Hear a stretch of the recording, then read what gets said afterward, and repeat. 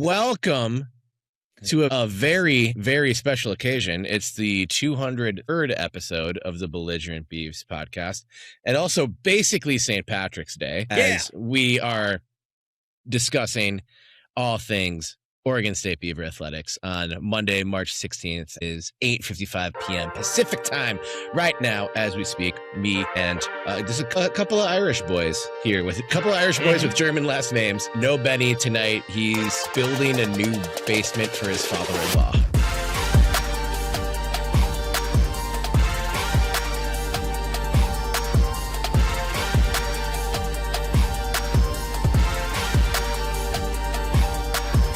Or something like that. Literally, I think that's what the... But two ships passing in the night, JP and I basically, but we're meeting for tonight. JP just got back from giant spring training in Scottsdale, Arizona, and he's got the hat to prove it. He's got the tan to prove it. A little bit of sunscreen left over on the brim of that hat to prove it. I want to hear all about that. And then tomorrow, I'm going to what's maybe the opposite of Scottsdale in March, Dublin, Ireland on St. Patrick's Day. Similar. The wife and I's delayed honeymoon for 2 weeks in Ireland. But that's how we're spending March Madness back in the home country. But we're here today. That'll be madness.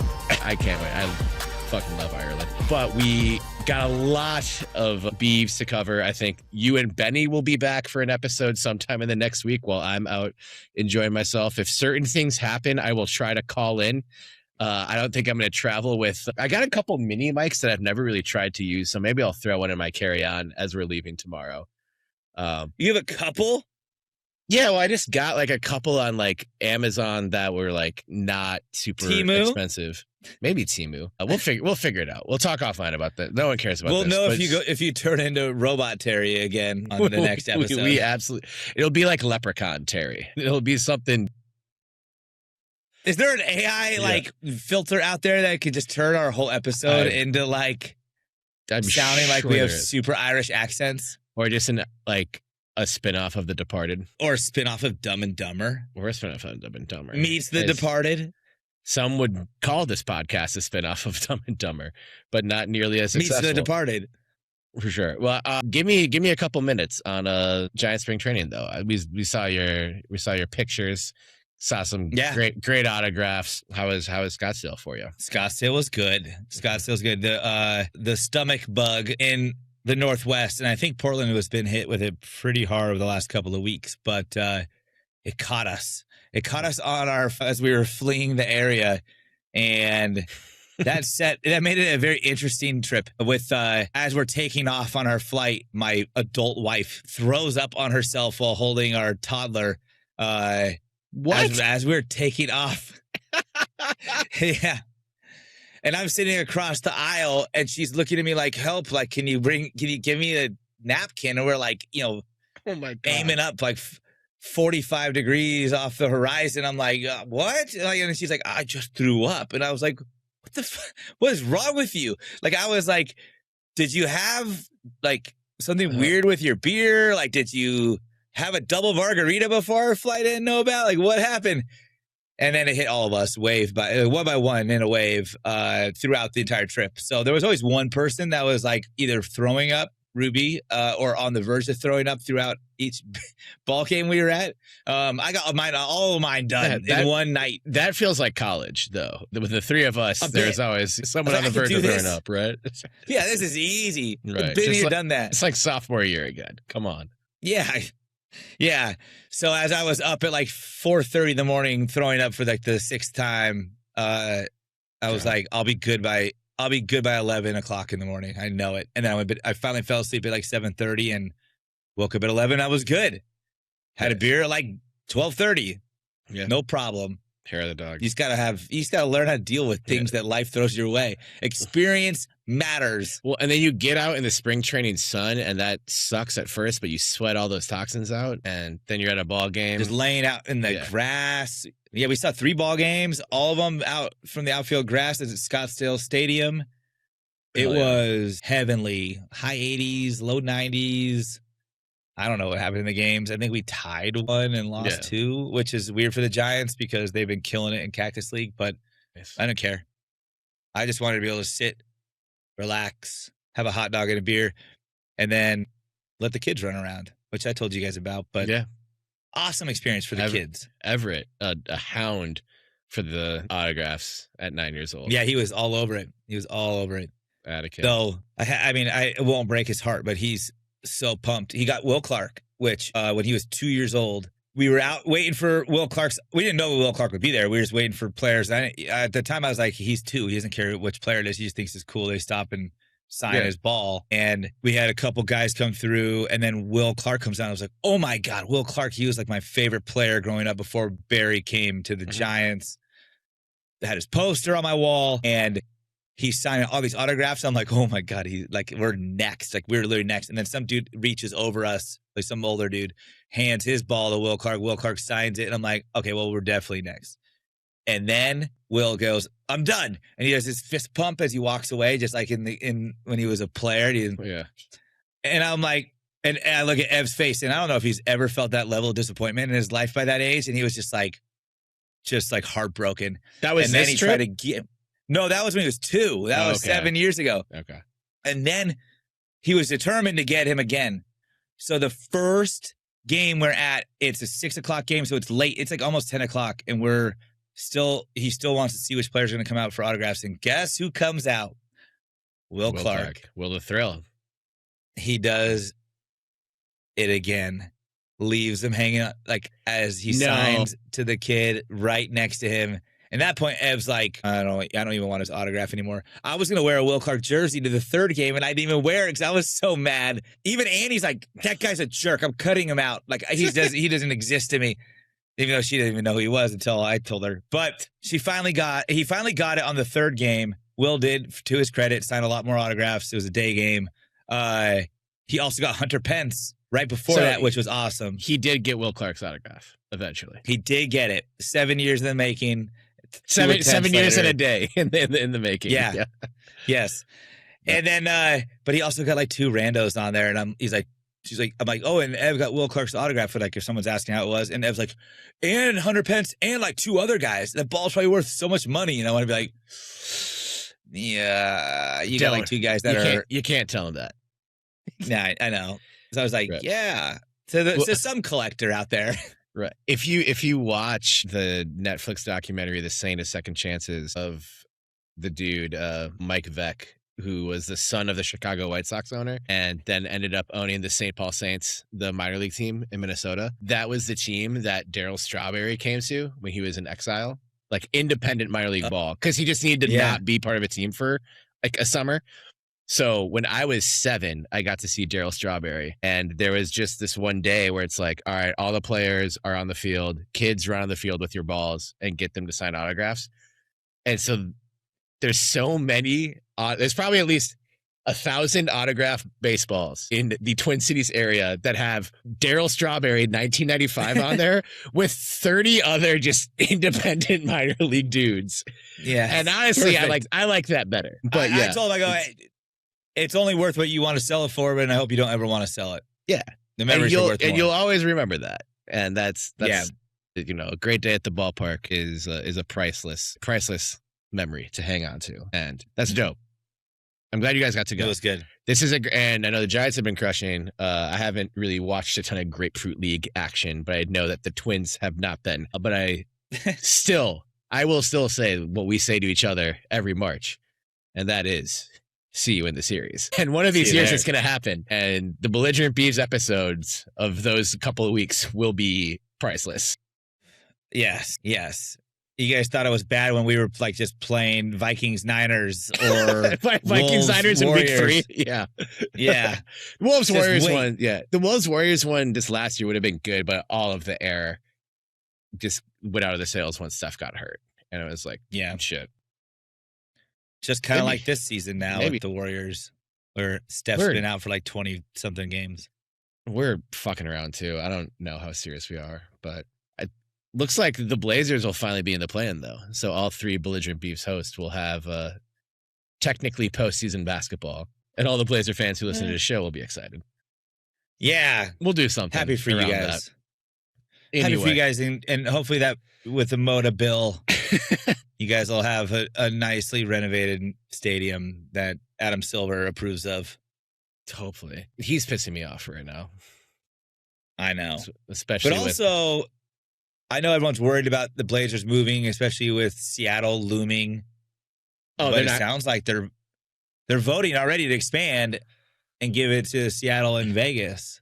So I don't put anything into the possibility of the Blazers moving. I know I do. I know this Moda is not up to par.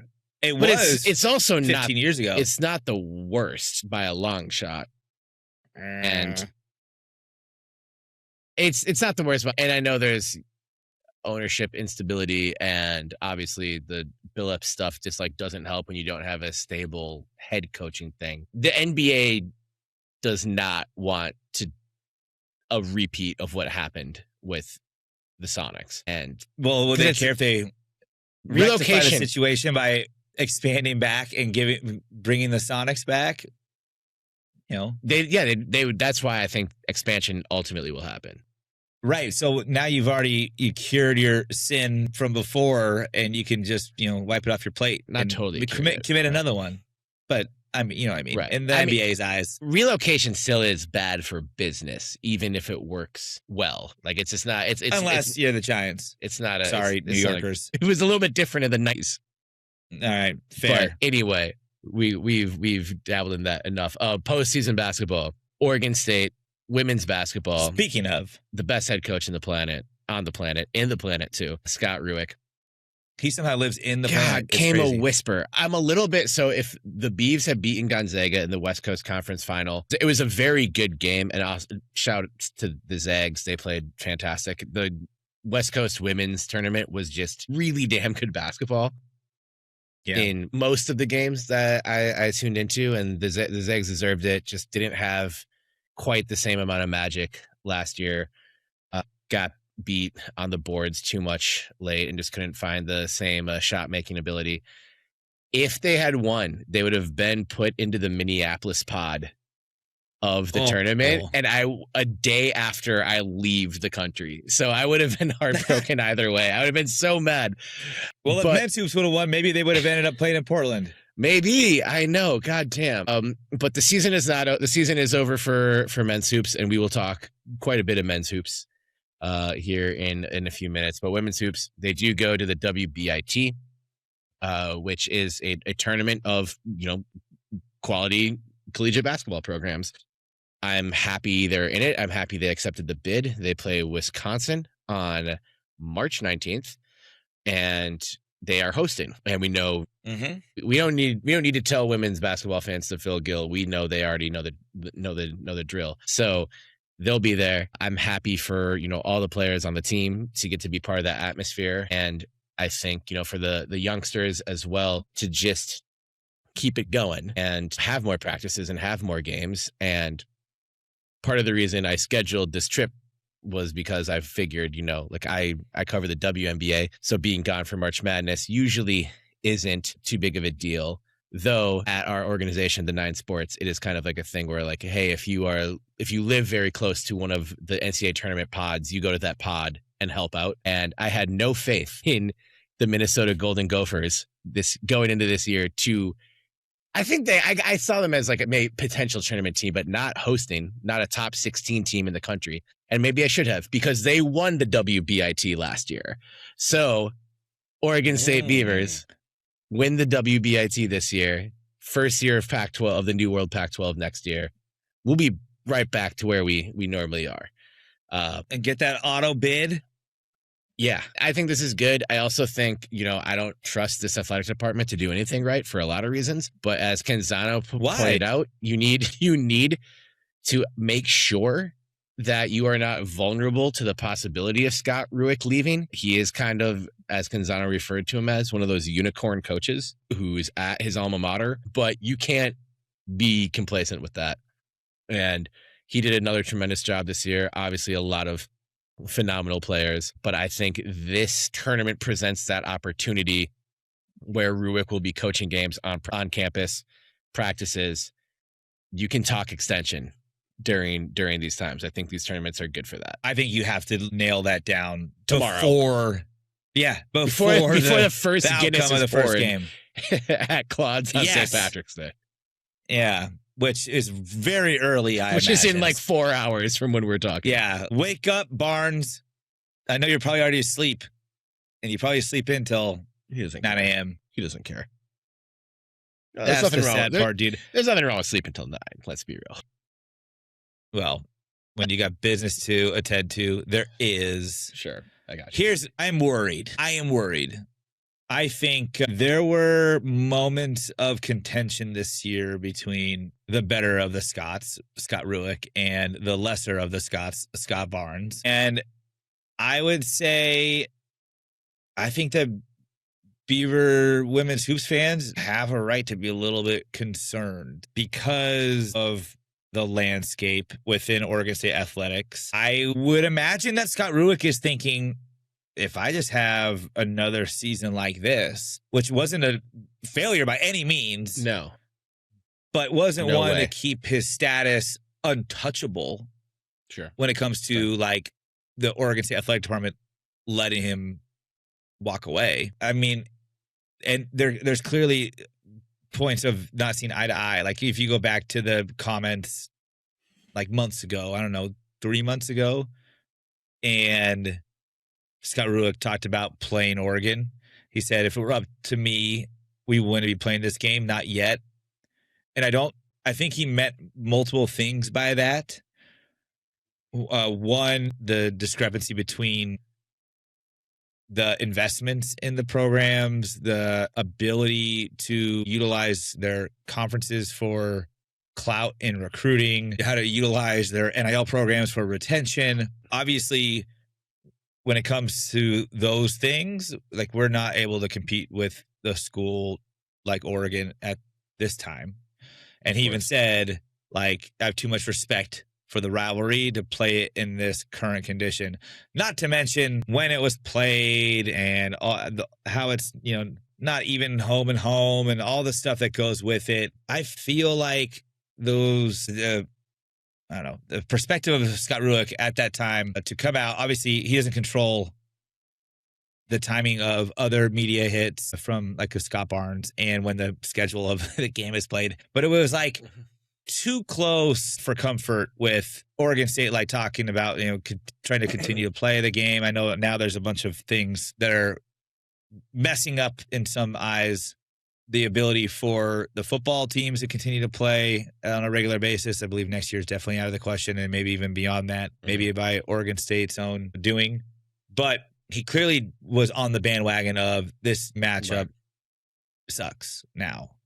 And that was against what the athletic department had just demonstrated, trying to make sure that these matchups continued to exist. And this is like one of your top renowned coaches telling the public this, telling the media this, while the athletic department is doing something in a completely different direction than that. I feel like that was either pent up or was predetermined to be discussed for bigger reasons than just the game. Yeah. It was a message of not seeing eye to eye. Oregon State, Scott Barnes has to lock up Scott Rueck yesterday. Yeah. I do not think our women's program has any shot of survival without Scott Rueck. If he goes, it's a devastating the most devastating loss that I think any Oregon State program could actually, at this point, handle. Yeah. Mitch leaving would be also very devastating. But I think Oregon State baseball could float enough on its notoriety to figure something out. Like women's hoops is women's hoops because of Scott Rueck. Yeah, I don't think there's really any other program that can hang their hat the same way. In a tough spot when he came in many years ago. And LaVonda Wagner. And it's not. What is she doing now? I've gone down that Wikipedia a couple of times and haven't found much. Happily out of the limelight, I hope. But yeah, and it's one of the, like, it took time too. It wasn't a hit in year one. Really raised the standard to where it's, even now with all the circumstances, we understand what the program's up against. it still feels disappointing not to be in that field of 68 starting this weekend. It felt disappointing. I wasn't disappointed in the way the team played at all, but watching Gonzaga celebrate after the WCC final was like, that's supposed to be us. And it wasn't. And that's, obviously give tons of credit to the players. He's been able to bring a lot of really talented players in through the years, and the staff is incredible. Fan base is incredible. But yeah, and all of that was not existent before he walked into the building. You can't lose him. It's literally a blank check type of situation. Yeah. If only we didn't pay $8 million to buy out coaches that were extended and hired under Barnes's own discretion. And hire weird companies that make money for themselves in mysterious ways. And we get like 25% of it anyway. All these people need to just rewatch the movie Good Burger for the first time to get such a good movie. And Good Burger 2 is actually a pretty good sequel. It taught you how scams work. Yeah. A very good, just like scams for dummies type of plot line. Yeah. And the teenagers in that movie all got it. Even Keenan by the end of it was like, nah, I'm not going to let myself do this. And this is a scam. Right. We need Keenan. So I do want to shout out. Keenan Shoot, why not? He's been on Saturday Night Live long enough. Come on, Keenan. Try and be in AD. That'd be fun, right?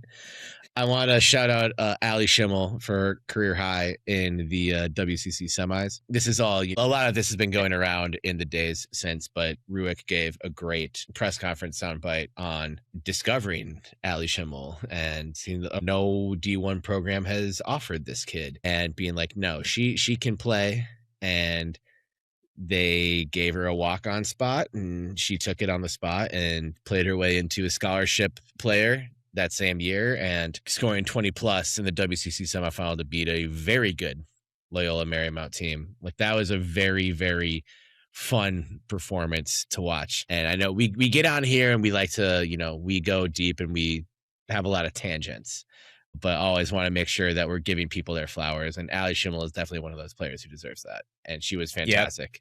All year in her Beaver career too, but just in that game, she was so fun to watch. And Genevieve too, she went off in the fourth and was very quiet all game that game. Mm-hmm. And look, number one LMU.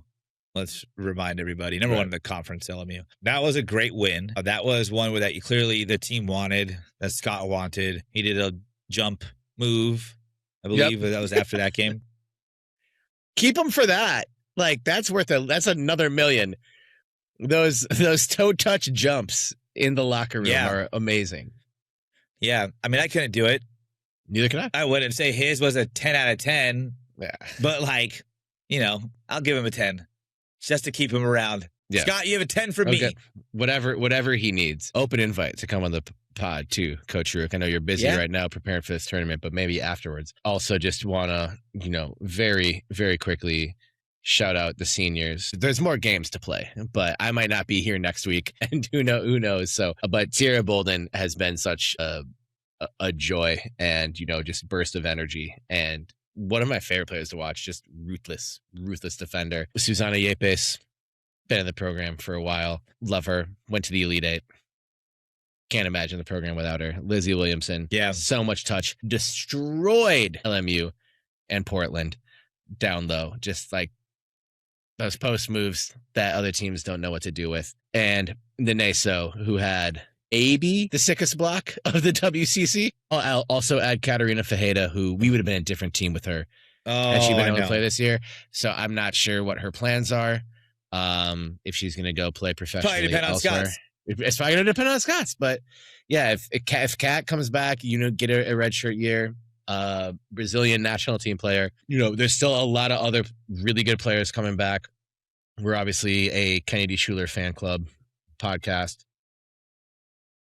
Also, Lara Alonso was so good. If Scott leaves, I don't think any of these players are coming back, nor should they. But so I think I agree. No, we'll lock down Scott. We're not going to mess this up. Well, And- I also to clarify, Scott is under contract until 2031, but it's just a gesture of confidence. It's a vote of confidence to say what you're doing is worthy of this long of a runway. Because also on the flip side, like no one has to honor it till 2031. Right. Neither side. And this week, man, this is the, Bloody Monday. Like lots of coaches across the country are getting fired, and it just takes one program that has more resources and is in one of those conferences. The NCAA, unfortunately, doesn't want to empower anyone who's not in the Big Ten or SEC anymore. So, yeah, a lot of that stuff's out of Oregon State's control, but so much of it is. So make sure he has what he needs to stay here and feel like the team can be competitive at the standard he's set for it. Yeah. Yeah, you can't mention that. You can't say you're, going to continue to operate at like a power level and then play victim when you can't. Right. You either do it or you don't. And this is a do or don't moment, I think, specifically for Oregon State women's hoops, but also likely for Oregon State athletics. Yeah. Like, and that's a pretty good segue into men's hoops because we've got a lot of movement since the last time we've talked. And I think our biggest gripe, maybe not the biggest gripe, but it's a big gripe. And that is this metric that's been going around that Oregon State men's basketball was funded the 7th or 8th most compared to the rest of the West Coast Conference, where you just can't be competitive with that. And of course, since the last time, Wayne Tinkle officially let go. He did coach out the season. Well, he was already out last time. He was already out, but the conference tournament hadn't happened yet. Yeah, and he hadn't decided if he was, or maybe he just had decided. So West Coast Conference tournament happens. Game 1. We'll start with the bad stuff. We'll get to Justin Joyner in a bit, and I'm excited about Justin Joyner, and I think he's going to do a good job. I think even though it feels weird to say nice things about the athletic department, I think it's a good hire. And I still want everyone gone who's running the show. That's neither here nor there. Well, I'm excited about Justin Joyner. We'll get to him. Scott did thank the search committee again for they're helping locating a head coach, which is really his job. So Wayne Tinkle, relieved of his duties, is given the chance to coach out the rest of the season with one game to go. I think two things can be true here, where it's, the athletic department had set up Tinkle to fail in a lot of ways. And I think that's true since the moment he got here. And I also think after 12 seasons, it's never been an effort question. It's never been a sustainability question. It's never been are you running a clean program question. Things run their course sometimes, and a change of scenery is good for everybody. And this team had weird flaws of, there'd be a best season. Beavs go back to the tournament for the first time in 26 years. This is going to be this is a signal of a changing of the guard. And then one of the worst seasons of the last 20 years immediately after that. Beavers go to the Elite Eight, and then 3-28 season the year after that. There was kind of just mind-numbing weirdness associated to each of Tinkle's bad seasons in Corvallis. And a lot of that came down to either sometimes player retention, sometimes play on the road was always just a nagging issue. We could talk about all of these, until the cows come home. But that figure that we mentioned at the top of this, even in the switch, the relegation to the West Coast Conference, men's basketball was one of the most underfunded teams in the West Coast Conference. And Tinkle, in a season that ended up being not spectacular, but far from the bar, which is on the ground in terms of Oregon State coaching seasons since the Ralph Miller era, actually fairly decent by comparison, is fired and given the opportunity to finish out the year. And a meeting in the locker room takes place where Tinkle is present, the entire team is present, and Scott Barnes is present. And JP, I think you have more insight on this meeting than I do, but from outside looking in, I'd say first of all, it's weird as fuck that the athletic director is in there in the first place. Like, let the coach give that information to the players.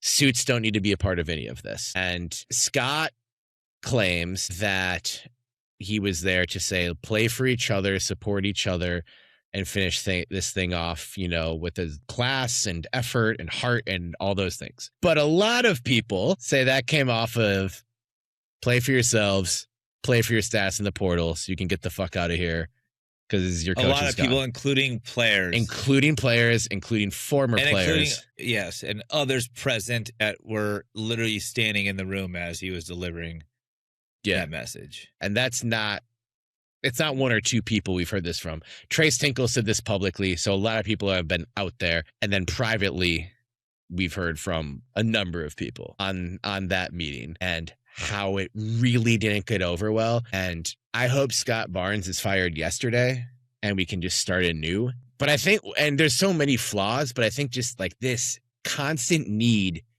to make himself the main character.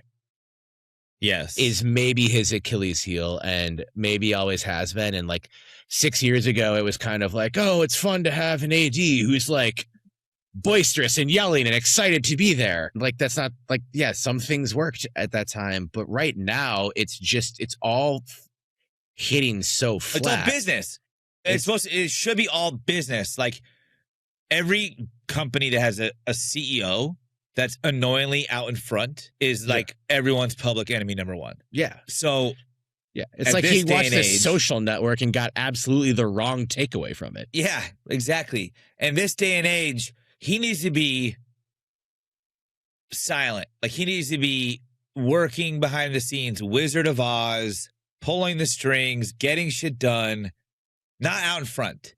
Not out in front with the media, not out in front with the players. I mean, shit, he should be talking to his coaches. He's not even talking to his coaches. The dude needs to figure out his rightful place in the modern college athletics landscape, and he has not done that. And it's like he's 7 years behind where everyone is supposed to be at this point, and it is ruining everything. And it's ruining a moment that should have been heartbreaking, but yet bittersweet for Wayne Tinkle to like deliver that message and then imagine, do you think that Wayne Tinkle had to think a little bit longer about whether he was going to continue out the rest of the season because he had to deliver the news with Scott Barnes standing over his shoulder? Right. And he couldn't get a true vibe and reaction of the players in the room. Like, I think it would have gone entirely different. And maybe the rest of the season would have gone entirely different if Wayne was able to deliver the news by himself. And then he sent the message to galvanize the players to finish the season strong for each other, for him, for this team. And not let Barnes just interject and be like, play for yourself. And that's the job of the head coach. The athletic director has nothing to do with it. And I'm glad you brought up this like lack of understanding where he belongs in a modern college athletics landscape. But Scott Barnes did play college basketball. And what we're talking about in this scene, that doesn't fly in the past college sports landscape. Like for all this shit that gets brought up about like locker room talk all the time, it's like, it doesn't take a lot to understand that is a sacred space. It is for a few people. It's the coaches and like the assistants who are grinding tape 20 hours a day, the players, and that's it. And that's why the space is special, because the circle is small. And you as an athletic director just don't get to put your suit on, walk in there, stick your chest out, and tell the players who to play for. You don't have the right to tell them who to play for, even if the message is coming from a good place. And as a collegiate basketball player, he should know that. Like he's just, the dude has totally lost the plot in everything at this point and should have known that performance would fall flat. And that even goes into where a lot of people getting pissed off about him and the entire search firm sitting courtside, not necessarily courtside, but directly behind Oregon State's bench at their first WCC game against San Francisco, when they could have sat anywhere in the arena. And Canzano pointed out he didn't sit directly behind Scott Rueck, probably because he's not trying to one-up Scott Rueck right now. And even the most generous reading of that would have been tough if it was just Scott Barnes directly behind the bench. But that he's with the higher-ups from that search firm directly behind the bench is one of the worst looks ever. Like, there's not even a Like, what were defense they for this watching? in like the most diabolical of any villain plans here. Like, It what was doesn't the benefit it. firms? What necessitated them to sit there? Why do What they are even they need to be looking at? there? You Yeah. think you're the search firm. You're supposed to find. I don't think Justin Joyner had been announced at this point. You think the next head coach of Oregon State men's basketball is at the current Oregon State men's basketball game against San Francisco at Orleans Arena in Vegas? What the hell are you doing? Why are you there? Yeah. Why are you directly behind the bench in the camera's eye? You needy fucks. All of this, though, how it was handled rubs me the wrong way. I mean, even like, I know we're gonna get into it, but like, and I do think we could talk about. I don't know. We could talk about the tournament a little bit, but like, just the fact that, like, look, I understand that Oregon State fans feel like, yeah, move on. We've, just too many years too late. Should never had the extension. Totally fine. Whatever. I get all that. Totally and I'm fine with everyone's perspective on that. In many cases, they have very agreeable arguments in their favor. Absolutely. However, when a coach serves for your university for 12 years and has, yes, the lowest of lows, that's easily acknowledgeable, but the highest of highs of any coach of our lifetime. Yes, in like Since nearly we've been 40 alive, years, then you owe some gratification of like appealing to their ego even and just saying, thanks for everything you did. Just some acknowledgement. And throughout that time, too, no one ever getting in trouble for like anything. Yeah.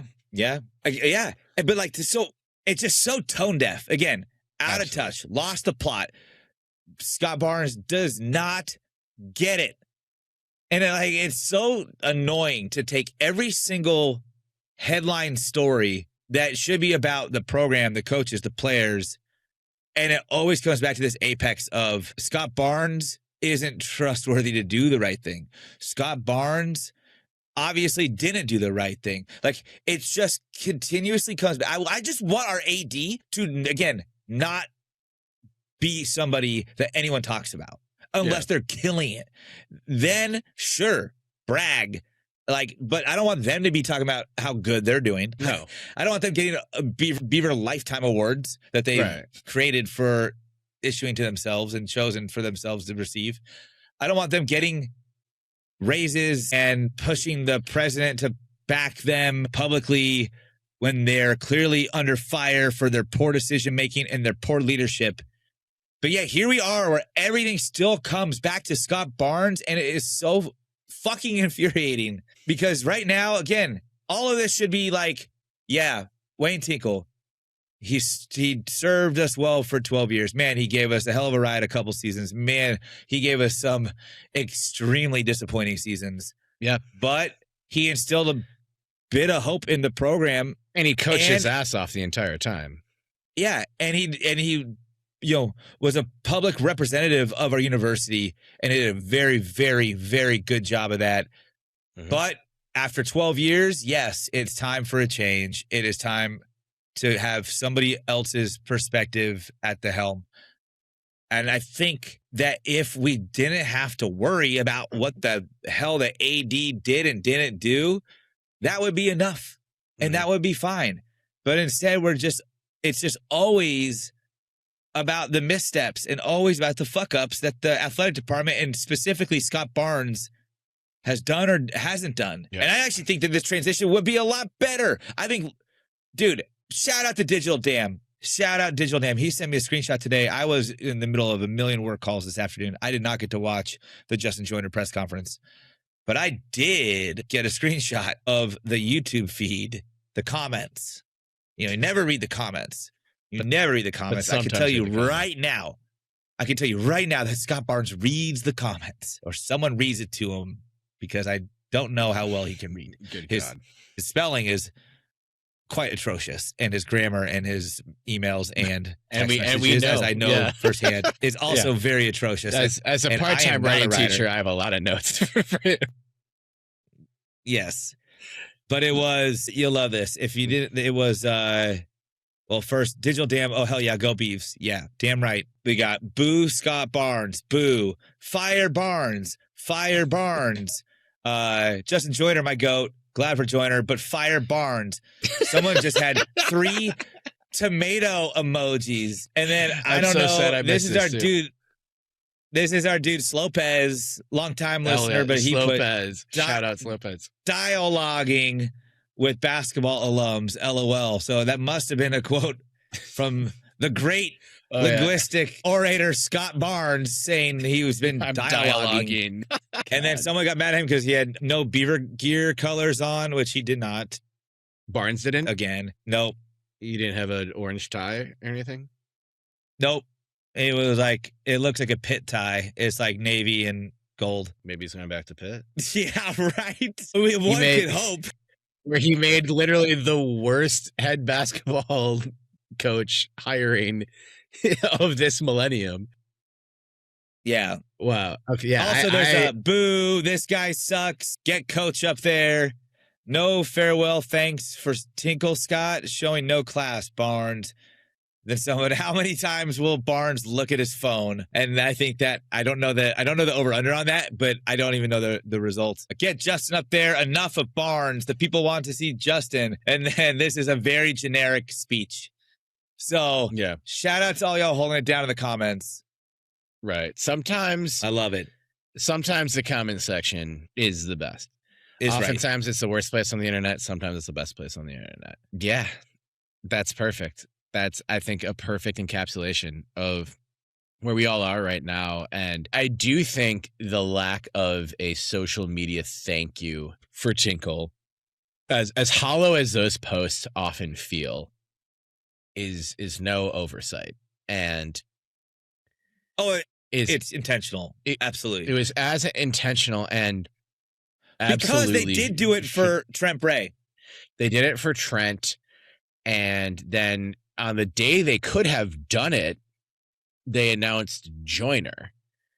And once you do that, you can't thank the old coach again, right? Well, you could do it. You could do it right then. You could do it right then, even after. You probably could do it like 5 minutes later. It would look messy, but you could do it. But are you expecting this athletic department to admit it made a mistake? They're still defending Blueprint. Because then they still haven't. They've ripped up the contract, but they haven't said anything about it. Like, it's as bad as it possibly could be. And man, oh man, I think, look, I'm excited about Justin Joyner. I am. And you know who else expressed positive vibes and a wish for success for the Justin Joyner era of Oregon State men's basketball? Wayne Tinkle. In the Sunday ad he took out in the Oregonian, where he thanked the fans, he thanked the band, he thanked every former and current player and coach, and Bob DeCarolis and Ed Ray for hiring him. Did not mention Scott Barnes, which didn't surprise me one bit. Nope. And said intentional. Good move, Wayne. Best for Justin Joyner, for Coach Joyner and his staff, and as always, go Beavs. This is a wound that, and some of the flack, I'd say the most consistent flack we've got as a podcast has been defending Wayne Tinkle, and I want to reiterate much of that comes from supporting him like as a man and a coach, and the things we heard about him from people who know more than us, where the results were bad sometimes. I watched some schemes and I was like, what the hell are we doing? How are we losing this game? That did happen. And that's happened for a lot of teams. I'm not trying to excuse things like that. I have not heard a bad thing about Wayne from people who have been inside the program. I've heard from some alums who, whatever. He is a great person. In his inner circle, though, or in his outer circle, it's all positive. It's all positive. Coached his ass off. And as I said earlier in this year, if you could have presented all of the results on paper, because I'm seeing some people responding to comments on social media with just a list of his seasons as record as meetings for firing him. On the day after Craig Robinson was fired, who had not led this team to the tournament, even though I give Robinson a lot of credit for running the ship. The team played digestible basketball for the first time in a long time. If you had said 1 Elite 8 run in 12 years, and you as a Beaver fan are saying you wouldn't take that, you're lying. You're lying to yourself. And guys in the NBA, still in the NBA, lots of wins against Oregon, so many highs. Win against Gonzaga at home last year. I know we did this a little bit last time, but I'm appreciative of the whole picture of what he gave, what he accomplished, but mostly just like what he tried and made Gil fun again consistently. There's always a lot of bad that goes with the good, and that's just the nature of it. But I always had hope. And whether you think he did a great job or a poor job, he deserved to be treated better as someone who worked in that position for 12 years on the way out. And no matter how bad or how low he sank in his worst seasons, this administration sank significantly lower than that. Yeah. If Tinkle's bar you know how low? was on the ground, the administration's bar is in hell. That's how far it sank. Did you see the post and article on Extra Points by Matt Brown? You can find him on X, Matt Brown EP, I believe. Did you see this? He broke down Not his what latest. it costs. I read Matt Brown a lot, but I haven't seen his latest. He broke down what it costs to make a run in March Madness. It is fascinating, and it is also irritating. Essentially, he looked at every university, well, every power whatever university or anyone that has flirted with March Madness. Looked at all of their expenses in FY fiscal year 2025. Mm-hmm. And he had all the raw numbers of their expenses for their programs, for their men's basketball programs. Oregon State in fiscal year 2025. I don't know when the fiscal year ended, whatever, but in fiscal year 2025, Oregon State spent just less than $800 under $6.9 million in expenses for men's basketball. That puts us 58th out of 200 plus D1 programs, supposedly. Again, we didn't have the 58th most, best success. If this was, 2 years ago, maybe. Yeah. If the fiscal years are a year ahead. Again, I don't know what the dates of these all are for all these programs and how they're keeping their books. But what's interesting is this, I think. The median March Madness participant is spending in expenses somewhere between 10 and 12 million on their programs. Like, this is a number that either should be readily available to our department, our boosters, and otherwise our president. And if it's not, they're not doing their job. Surprised they're not doing their due diligence, because if this is where people are at. Look, you're not just chasing it for the sake of it. Like, this is what people are spending. And sometimes you have to just keep up with the Joneses in order to play ball. Like, it might not feel right. Like, what we really have to spend $10 million to have a chance to get into March Madness. And maybe it's hard to do, or it's difficult to do. It's never impossible to do. But let's say, fine, it's difficult. But Oregon State is still only funding men's basketball, $6.9 million. And I'm assuming that means travel, staff, every miscellaneous expense, and head coach. Okay. And what Wayne was making $3 million a year? What was it? Yeah. I don't know. It was something. I think was it 3? Whatever. I know the buyout was 3. Okay. So let's say half of our expenses are Wayne. Okay. A different argument, not for right now. But now we're still looking at like $3 to $5 million in a shortfall compared to the median March Madness participant. This is where it starts to get even more dicey. I'll ask the question again. Who's running our NIL collective right now? I understand that there's RevShare. I understand there's RB Nation. I've worked at the OSU Foundation. I understand all this stuff. I get fundraising. I understand how they're an arm of the university, but they're not affiliated, and all that money is tax deductible. All the big donors are going to put their money for athletics through there. You don't have to lecture me. No one has to lecture me on this. I get it. But an NIL collective is still the over the top, beyond what the rev share is going to allocate and allow, which is a ceiling of like what, $20.5 million. Also, more than the athletic department is willing to pursue. That's the part I think people still forget. Just because the ceiling is $20.5 million and we may not hit it doesn't mean that that's all the coffers are tapped. It means that the athletic department isn't going to pursue it to get to $20.5 million. And Scott Barnes said so himself when talking about it last July. And we are not going to hit our ceiling. He already owned that. Bad. Anyways, that was where I started to go, what is he doing?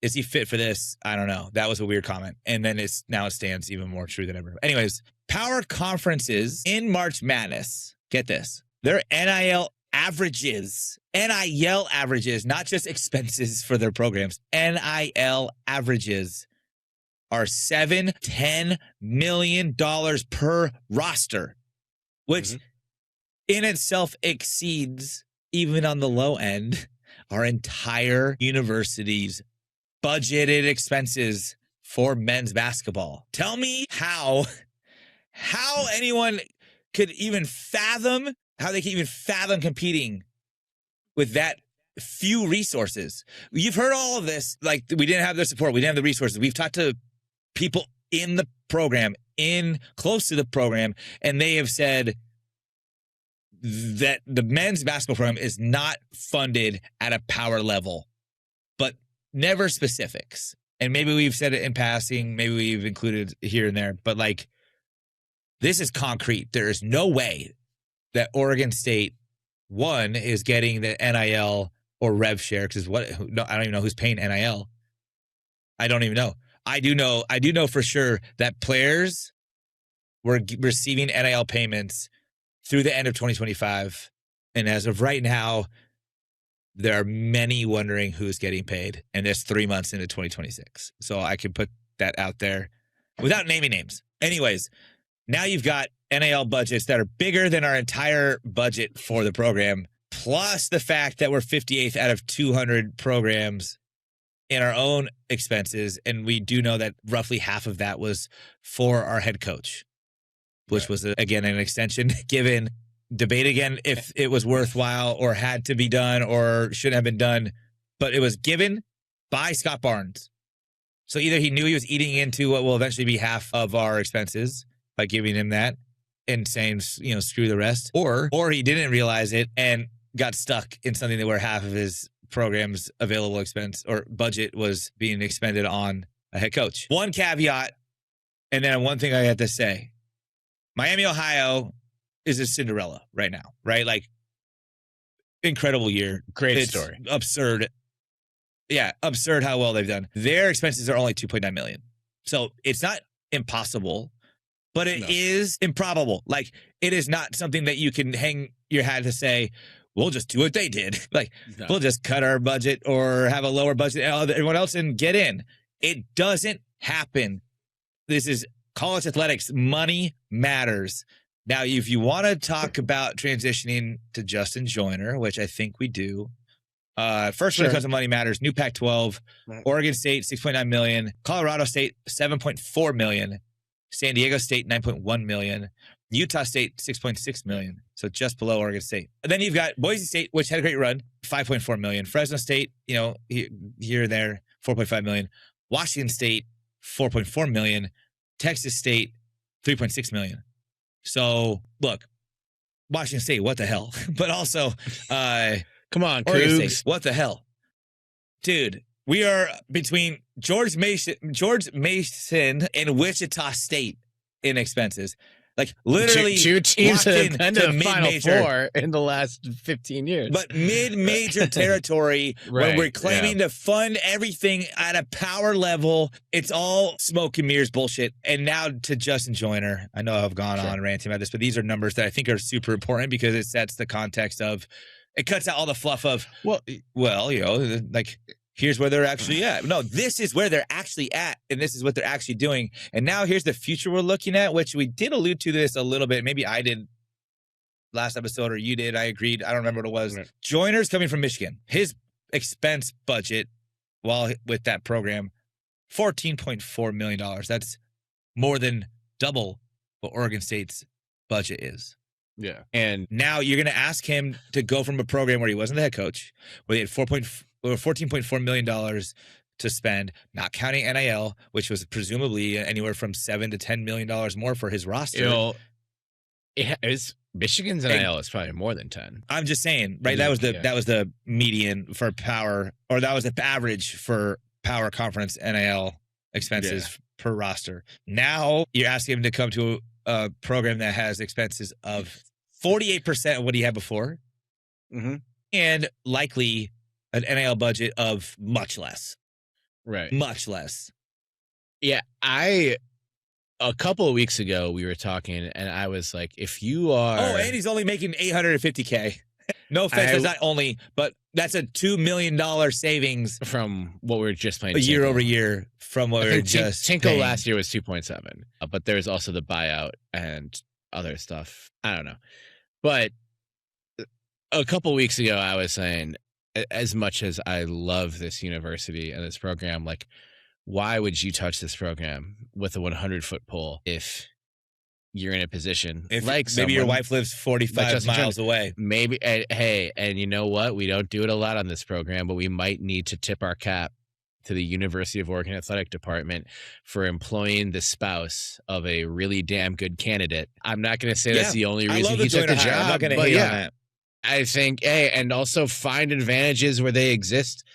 I don't mind it for that either, but like it's interesting because also it's like, hey, we don't think even we're not going to get what we want and have Barnes out of here soon, but it's not going to be forever. And if you are Justin Joyner, you are almost certainly going to be the head coach of Oregon State men's basketball longer than Scott Barnes is the athletic director. And you probably had to know that before you signed the deal. And you gotta be wondering a little bit, who's my next boss going to be and when is that going to happen? And look, I would love to ask him that question. Michigan's team has been phenomenal. He's got a lot of experience on the West Coast, a lot of time in the St. Mary's program. He knows West Coast basketball. I love it for that.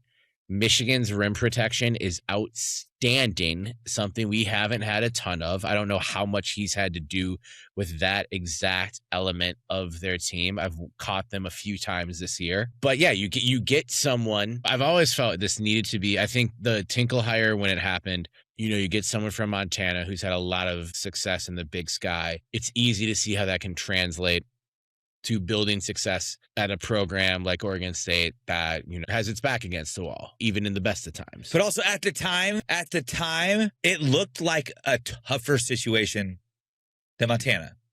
Yeah. Montana was going to the tournament and like up there in the Big Sky. Yeah, that's what I mean. And like getting, but like obviously the upside was there for Oregon State at the time. Yeah. I've wanted maybe a bunch of my frustration with Oregon State a lot has been a lack or just like a hesitancy to really lean in to a West Coast identity.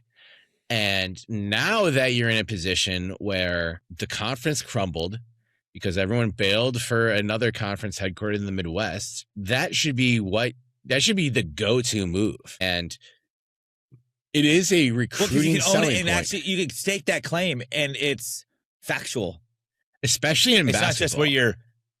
Yeah, it's not just where your campus is headquartered, but like or anchored, like. But it's truly look at what your schedule is going to be up and down the West Coast. Yeah, yeah, and that is something that I think kids are interested in. Obviously, they're interested in the NIL bit, in the marketing bit, and that's a part of the Big Ten and the SEC that Oregon State can't touch. But the beautiful thing about basketball is all of those teams only have 15 spots. This isn't football where like one team can grab everyone. And then of course there's a transfer portal exodus because, the roster is 100, but only like 40 kids can like really play meaningfully.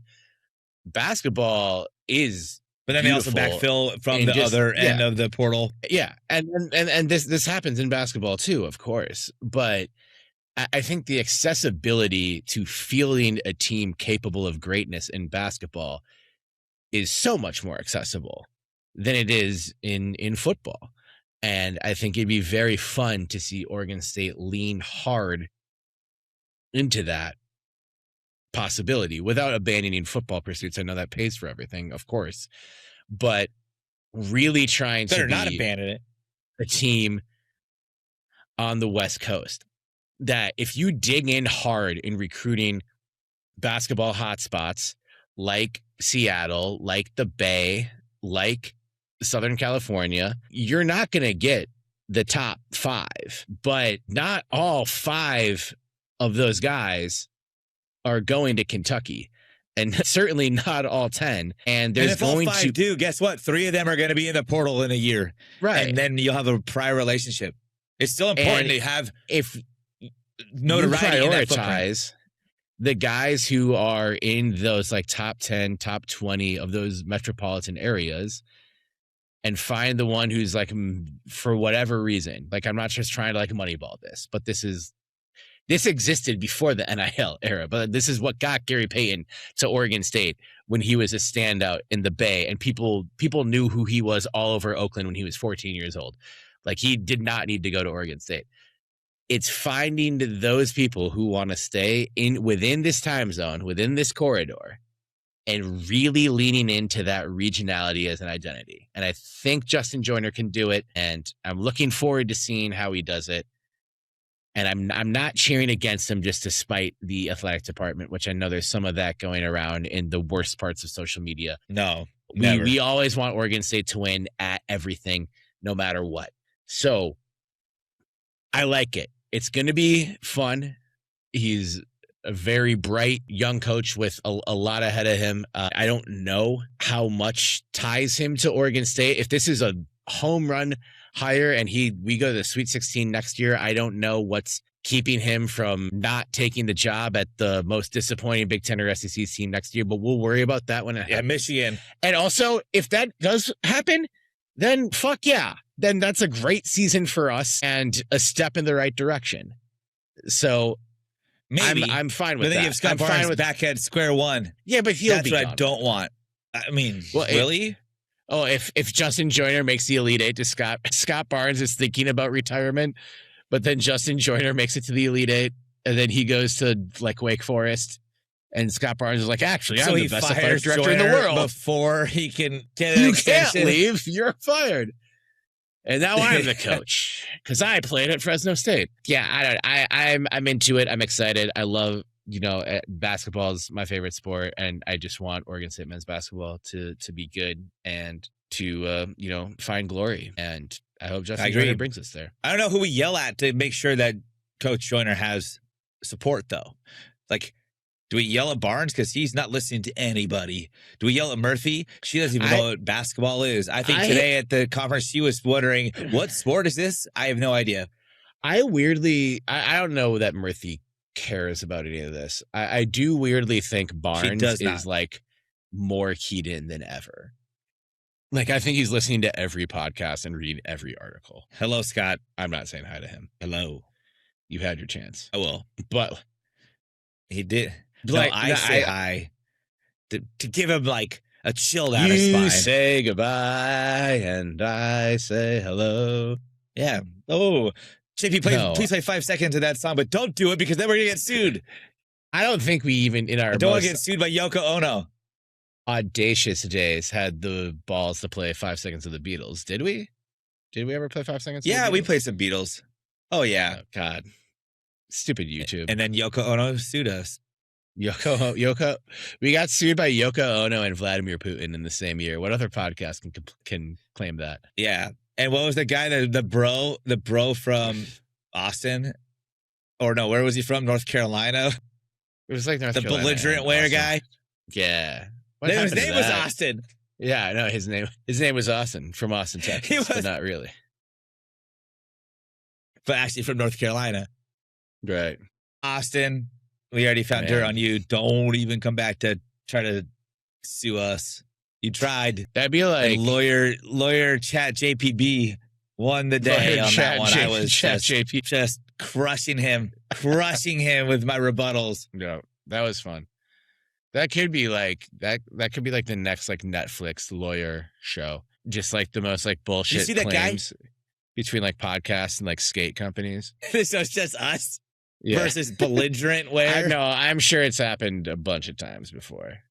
Wait, what guy? Did you see that guy who sold his house in like 72 hours, and all he did was have ChatGPT like do all the marketing and write the listing and write the contract. He had it like getting comparable, so he knew what to list it for, and he sold it in 72 hours and spent like $100 on ChatGPT versus like paying a real estate agent for their fee. And it worked?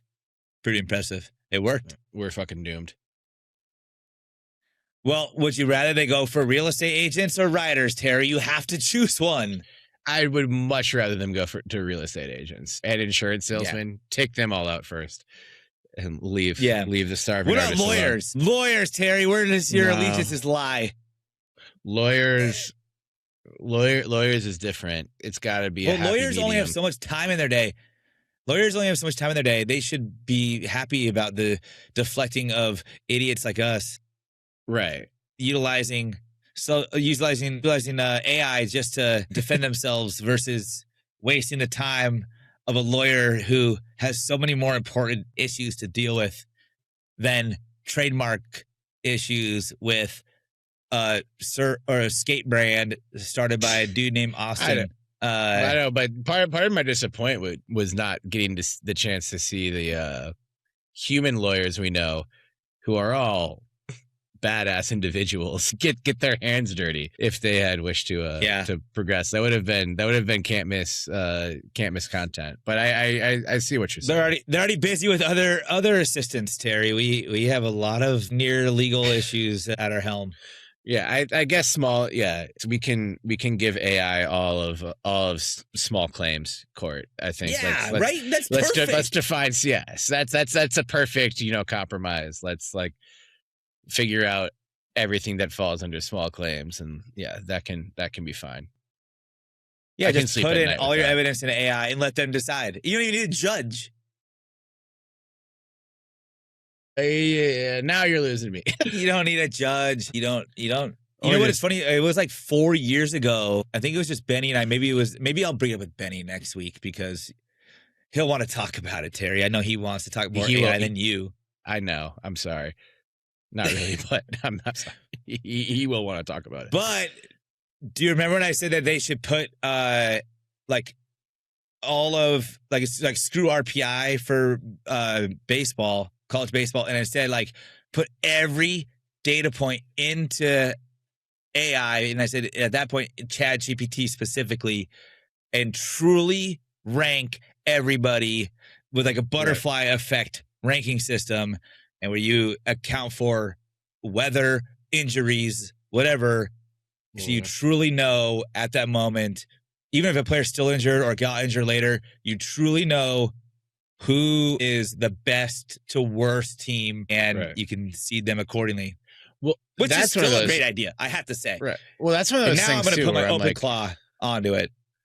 RPI has always been a version of AI, and like the same with like BCS. Yeah, but it's still more of a shallow. I know it's more sophisticated, right? But it's where there's the same point where I'll catch myself because I'm I've used Google search for 30 fucking years, and that's not me going to the library and finding a restaurant review. How dare you not support the writers who wrote those reviews and publish them to the library if that's how it works. I still support libraries. Let's be real. But I Can I bring a book I wrote to the library and just say, can you guys have this here? I actually don't know the answer to that. Could I just ask them to do that? Would they? Could, yeah. I mean, yeah. I know the book that you wrote, and that should be available. And if Beer to the Unseen Punch? If you brought a copy of the book that you wrote, I don't know that they would just immediately put it on the shelves. But if someone requested that, they would order it for them, and then it would just be at that library. That's chiefly how libraries work. Oh, I feel like it'd be so much better if I could walk in and be like, can you please just put my book in your shelf? Someone might check it out. Someone probably. As long as it has, you here to collect books and give them away? That book that you were on has an ISBN number. So yeah, it can be on the I shelf did do of any that, library. yeah. When it comes to going way over the top for things that are totally unnecessary, that is me. Right, but yeah, And I mean, I did do even that. like Amazon publishing and all that stuff. Like, yeah, make sure it has an ISBN number, and then it can be any bookstore in the world, any library in the world, as long as it has an ISBN number. I bet it must be in used bookstores everywhere, because my guerrilla marketing effort was spending tens of thousands of dollars of my company's money to print and distribute for free over good old classic USPS media mail, sending them out to every single ideal customer that we could have potentially signed. And then some of them liked it. Some of them clearly donated it to used bookstores. And some of those are selling it on Amazon. You can still look my name up on Amazon. I'm pretty sure it shows up with some reviews. Oh, absolutely. Might I add, which is hilarious to me.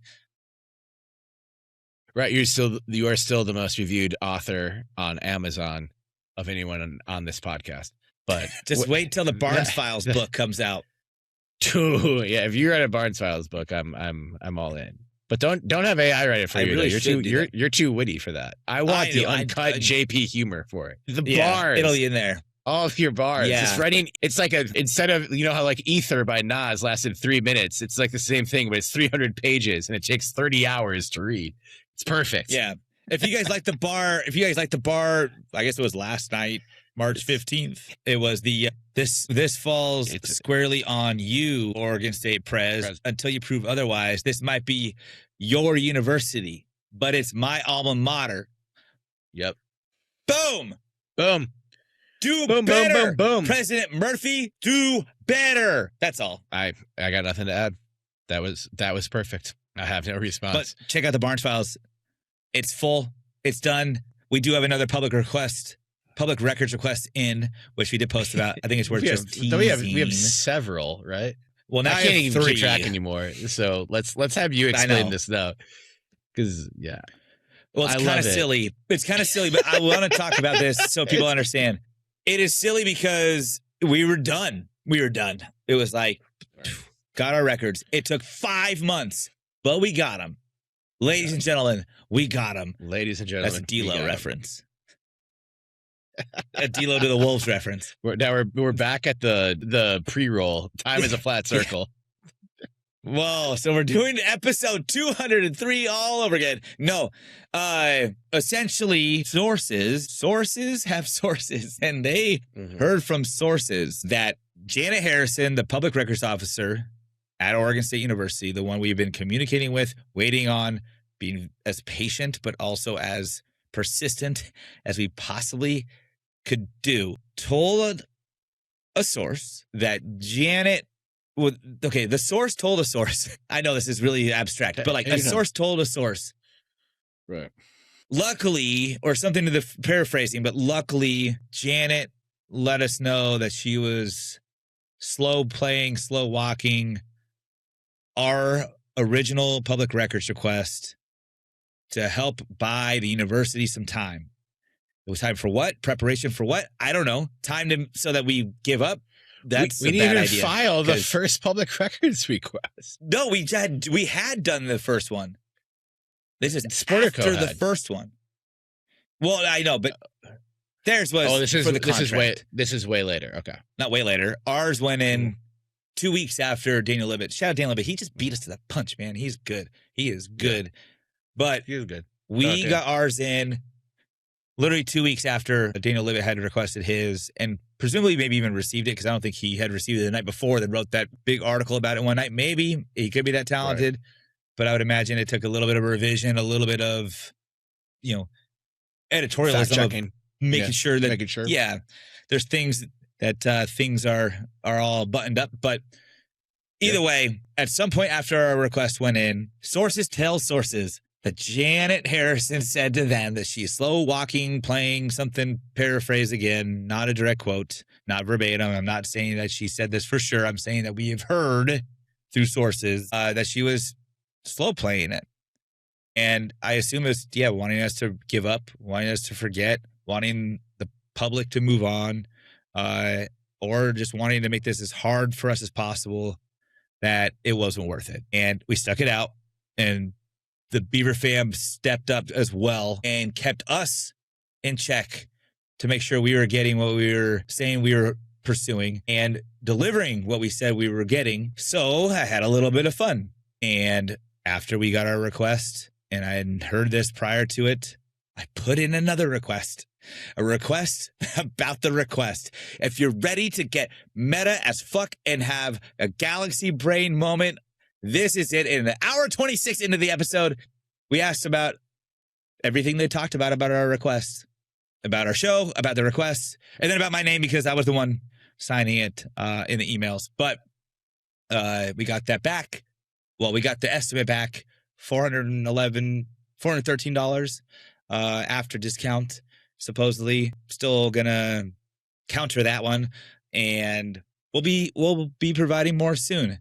I think that there's more there about what was said and the preparation that potentially occurred to deliver these records that took 5 months than there might even be in the records themselves. So the Barnes files are not done.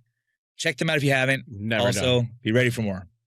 Yeah, never ready done. for the sequel. Not till my book's out. Not And till the my sequel book is in the part two. library after I hand deliver it to the clerk, sitting there, bored, waiting for someone to talk to her. Right. And I say, here, you guys can have my book. Do you mind putting it on the shelf for someone to check out? All right. Please. And keep a spot next to it for my next book on the Barnes files. That's what I mean. That book. Keep that up. Yes, exactly. Keep it warm. All right. I want someone there every day, making sure the spot's warm. Hell yeah. I'll be kicked out. Maybe a Valley. I'll go to Valley. They'll do it for me. No. Yeah, you don't. People don't get kicked out of libraries anymore. It's beautiful. Not even a Valley. So, well, you can get expelled from school or whatever. You can get kicked out of the library girl. Yeah, it's technically Kendra Sunderland. Come on the pod. We'll get her on the pod before Scott or Blaylock. Brent, come on the pod. I'm serious. Brent, come on the pod. I think you might have a lot to say. I think he might have a lot to say for sure. Either to us, and fine, we'll take it. Bring it. But also beyond us. We deserve it. This is the open forum. Yeah, we deserve it. That's fine. I'm not a fool. I know right. We were a nuisance, a thorn in your side, as sources have told us, but we still love to have you on. Right. I'd rather have Kendra on, but doesn't mean we can't have both at the same time. That'd be fun. Let's get both at the same time. We'll think the same. We'll do an OSU's funniest scandals episode. And we're not going to tell either of them that they're both on at the same Blueprint time. Sports Guy followed by Valley Library Girl. Not even followed, just joining at the same time. Their faces will pop up and they're going to go, who are you? Who are you? I know you. That's what one of them will say. One of them will say, I know you. To each other. Who will it be? Right. Find out on episode 204. Right. Just kidding. We're not going to be able to pull that off that quickly. Or later. But tune in to Benny's episode on 204 while I'm in a pub splitting the G in Ireland, but calling in case something. I have a feeling there'll be shockwaves in the next 2 weeks. I just do. I got that feeling. Like administrative shockwaves for better or for worse. I'm not saying it's going to necessarily be something we want, but like something big's going to happen in the next 2 weeks. Scott Barnes gets an extension from President Murphy. Wayne Tinkle hired as deputy AD. Dana Altman retires, and Oregon hires Wayne as head basketball coach. That would kill me. You just walk straight off the cliffs of Moore when you hear this news. Oh my God. I think we need to end. Oregon State baseball hasn't lost a game in a really long time. 9-game winning streak. Shout out Mitch Canham and the crew. Fuck, I had this pulled up. This swept San Diego on the road. If we're getting this up in the morning, right? Yeah. Yeah, all right. So St. Patrick's Day evening, 5:35, Portland. Is this the game? I think it's at University of Portland. I don't think there's a one at Hillsborough later. I don't fucking know. I could hit game info. I just hit game info. There is no information available. That's literally what Oregon State's own website is telling me. The Beavs are in Portland. Department. You guys are doing a great job. The Beavs are in Portland tomorrow, St. Patrick's Day, to play the Pilots. They have supposedly not lost a baseball game since February 28th. And are really catching that game is like catching a leprechaun. 14-4. Dax Whitney's the best pitcher in the country. The bats have been waking up right now. Again, 9-game winning streak. Shout out Oregon State baseball. Catch him in Portland. Happy St. Patrick's Day. everybody. Happy St. Patrick's Day. Split the G and be safe, have a lot of fun, but also be safe. Be safe. Remind me the Irish pub in your neck of the woods, JP? TC O'Leary's. TC O'Leary's. I love TC O'Leary's. Great bar. Say hi to JP if you're at TC O'Leary's. I'm there right now. And yeah, no matter what they do, no matter what they say, no matter what they take away, always remember that I'm supposed to do the social media tags before I do this part of the closeout. That's how you know we've been on break for a little bit. My name's Terry Horstman on Twitter, but I never check it anymore. You can find me on Blue Sky and at Terrence Horstman on Instagram.com. Joined, as I always am, by my best fucking friend, JP Bertram. That's me. At the Trill J on Twitter. That's at the _Trill _J because he's too trill to be real. But like, let's be real. You know, he's tweeting from at Beavs. With all of the money threads that you cannot miss. And follow us as a show, for gosh darn sake. That's on Twitter at Beavs, at Belligerent Beavs, everywhere else. That means Blue Sky, Facebook, TikTok, Instagram, YouTube, Red Note, Napster. We're there. MySpace, Napster. Friendster. Oh, yeah, we have a MySpace. LimeWire, Bumble. Swipe right on Belligerent Beavs on Bumble. Was it Google Circle? What was that one? Google Circle. Oh, that was one. God, it was so shitty. Chat roulette. So we're on it. And Facebook Marketplace. Buy nothing. Giving away our 2021 Scott Barnes for President signs on Buy Nothing. And yeah, other shit. And belligerentbeavs.com and belligerentbeavs.com/merch. And now is the correct time to say, no matter what they do, no matter what they say, no matter what they take away, they categorically cannot spell chop 'em without hope. So chop 'em. Chop 'em. Welcome, Coach Joyner. Beavs back, baby. Cut.